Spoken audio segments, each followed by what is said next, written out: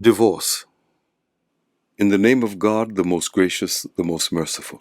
O prophet, when any of you divorce your wives, divorce them during their period of purity, and calculate the period carefully. Be mindful of God, your Lord. Do not drive them out of their homes, nor should they themselves leave unless they become openly guilty of immoral conduct. These are the bounds set by God. He who transgresses God's bounds wrongs his own soul. You never know after that. God may well bring about some new situation, and when their waiting term is ended, either keep them honorably or part with them in honor. Call to witness 2 reliable men from among you, and bear true witness for God. This is an admonishment for those who believe in God and the last day.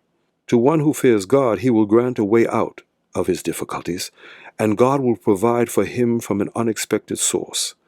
God suffices for anyone who puts his trust in him. God will surely bring about what he decrees. He has set a measure for all things.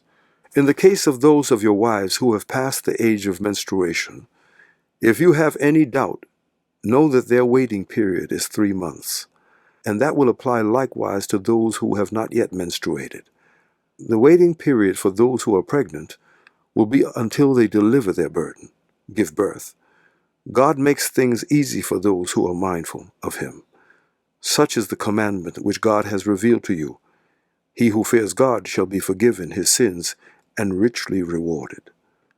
Let the women who are undergoing a waiting period live in the same manner as you live yourselves, in accordance with your means, and do not harass them in order to make their lives difficult.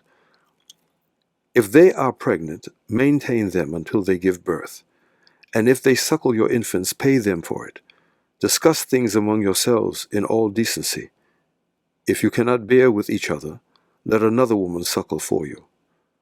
Let the man of means spend in accordance with his means, and let him whose resources are restricted spend in accordance with what God has given him. God does not burden any person with more than he has given him.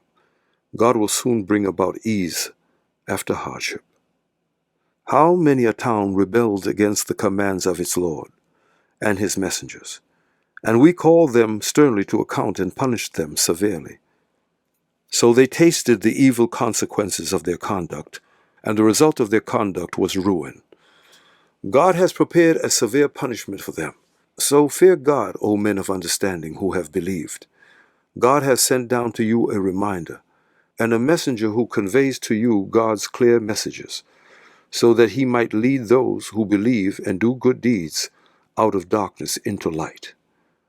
God will admit those who believe in him and do good deeds into gardens with rivers flowing through them, where they will remain forever. God has indeed made excellent provision for them. It is God who created the 7 heavens and the same number of earths. His commandment descends among them, so that you may know that God has power over all things, and that he encompasses all things with his knowledge.